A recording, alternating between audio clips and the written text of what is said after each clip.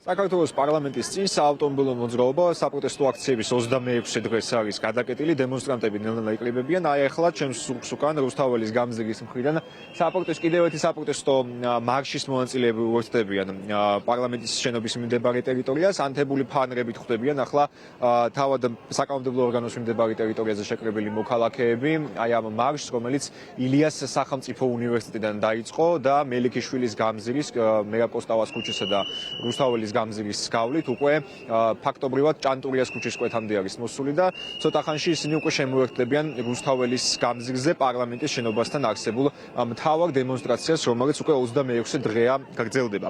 მანამდე კი დაუბრუნდეთ ისევ რუსთაველის გამზირზე მიმდინარე საპროტესტო აქციას. ჩვენ ბუნებრივია ვესაუბრებით აქ შეკრებილ მოქალაქეებს, რომლებიც 26 დღეად განან და მათი მოთხოვნები არის უცვლელი, ხელახალი საპარლამენტო არჩევნების ჩატარება სამართლიან გარემოში, ასევე დაუყოვნებლივ გათავისუფლება იმ პატიმრებისა, რომლებიც უკანონოდ დააკავეს მათი შეფასებით გასული დღეების განმავლობაში საპროტესტო აქციების დაშლისას. ისინი მოქალაქეები მიიჩნევენ, რომ სახელმწიფოს დაწყებული აქვს მშვიდობიანი დემონსტრანტების, ასევე კონკრეტული სფეროს წარმომადგენლების წინააღმდეგ რეპრესიები და ისინი მიიჩნევენ, რომ მსგავს უსამართლო გარემოში შეუძლებელია სახლში დარჩენა და ამიტომაც ყოველ საღამოს იყრიბებიან რუსთაველის გამზირზე და თავს ვალდებულად თვლიან გამოხატონ საკუთარი პროტესტი სიცივის მიუხედავად, დაშინებების მიუხედავად და მათ შორის საპროტესტო აქციების დაშლის მიუხედავად.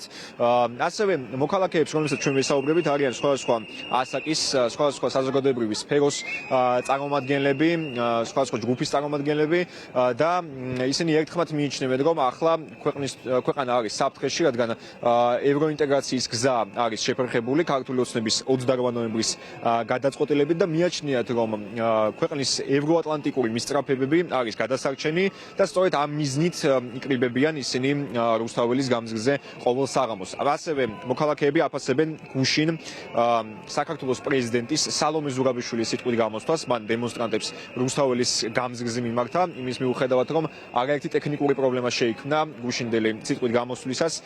ისინი მაინც იზიარებენ პრეზიდენტის სულისკვეთებას და მიიჩნევენ, რომ ამ გზაზე ის არის ხალხის პოლიტიკური ლიდერი და მიიჩნევენ, რომ ქვეყნის პრეზიდენტის როლი ევროინტეგრაციის გზაზე არის კრიტიკულად მნიშვნელოვანი. შეგვიძლია ახლა მოქალაქეების კომენტარებს პირდაპირ ეთერში მოусმინოთ.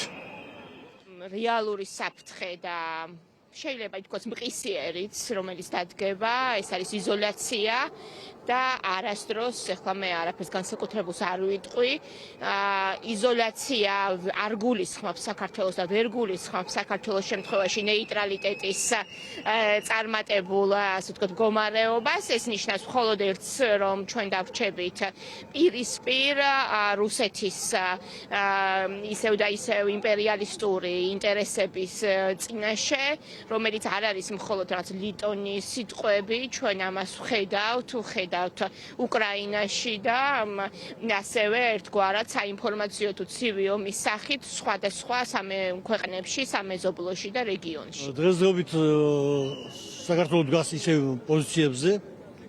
ერთ-ერთი ძირითადი თხოვნა არის არჩევნები და პარალელურად პატიმრების გამოშვება. ეს არის ძირითადი ჩვენი მოთხოვნა.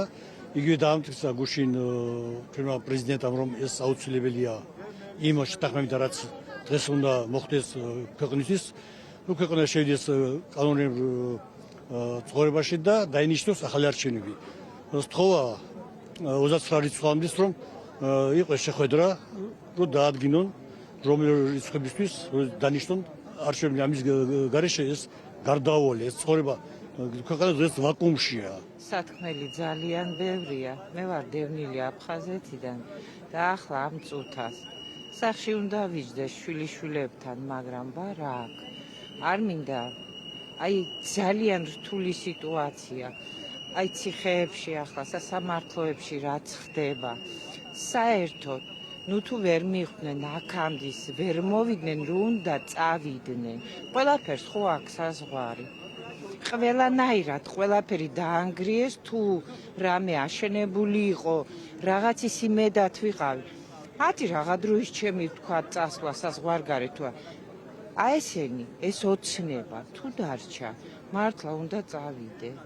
და რა არის იცით ოცნებით ცხოვრება კი არ მინდა ზოგადად ისეთი ადამიანი ვარ რომელსაც უყვარს იცით ოცნება მაგრამ ასე ცხოვრება შეუძლებელია უბრალოდ სამშაო არა პოლიცია ნორმალური არა ჯანდაცვა არა ხო და თუ ასეთი მაგრები არიან დააბრუნონ სამაჩაბლო დააბრუნონ აფხაზეთი დამიბრუნონ ჩემი მიწა-წყალი თავარი მოთხოვნა არის არჩევანი იმიტომ რომ გაყალდა ჩატარდა არადემოკრატიულ ვითარებაში და მეორე მოთხოვნა თავარი არის რომ გათავისუფლდეს დაკავებული ადამიანები ყველაფერს თავი დავანებოთ უკვე მთელი საქართველოს გამოსული იყო იმერეთი კახეთი გურია გამოვიდა და დიდი ალბათობა იმის რომ ოსნებას არ ეგონა რომ ამდენი ხანი უკვე 26 თუ 27 დღეა ხალხი გამოსულია და არ ეგონა რომ ამდენი ხანი გაზრდა და მაქსიმუმ 3-4 დღეო დაიშლებიანო მაგრამ 50 დღეს რო იყოს ხალხი აქ იქნება გაათენებს ახალწლს აკვაპირებს დგომას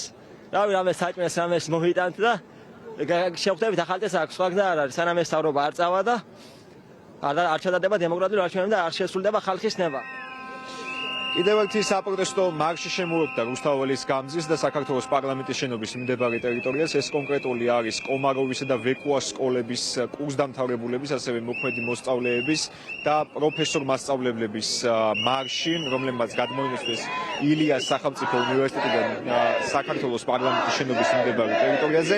მათ მოთხოვნებს ახლა ისრენ პირდაპირ ეთერში, ეს არის ხელახალი საპარლამენტო არჩევნების ჩატარება, ასევე რამდენიმე ბანერსაც ხედავთ, სადაც მოქალაქეები ასევე დაკავებულთა დაუყოვნებლივ გათავისუფლებას მოუთხოვენ.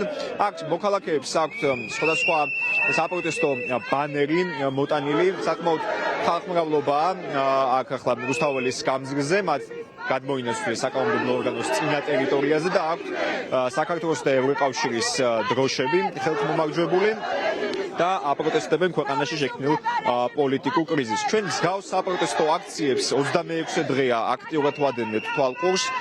მთელი ქვეყნის მასშტაბით ძირითადი კერა, რა თქმა უნდა, საპროტესტო აქციების არის თბილისი და რუსთაველის გამზირი. დღესაც გასული დღეების მსგავსად არაერთი საპროტესტო მსვლელობა გაიმართა თბილისის მასშტაბით. პირველი საპროტესტო მსვლელობა დაიწყო 11 საათზე საქართველოს მთავარ პროკურატურასთან, სადაც მოითხოვდნენ იქშეკრებილი მოქალაქეები გაეთავისუფლებინათ დაკავებული მოქალაქეები. შემდგომ არაერთი საპროტესტო აქცია გაიმართა თბილისის მასშტაბით, მათ შორის ონკოპაციენტთა მსვლელობა, ასევე ფერმერთა მსვლელობა და ტრადიციულად 13 საათზე 1 საათით ბიზნეს წარმომადგენლები იფიცებენ. ახლა შეკრებილი მოქალაქეები, რომლებიც გადმოვიდნენ მსვლელობით რუსთაველის გამზირზე, ასრულებენ საქართველოს სახელმწიფო ჰიმნს და გთავაზობთ ამ კადრებს პირდაპირ ეთერში.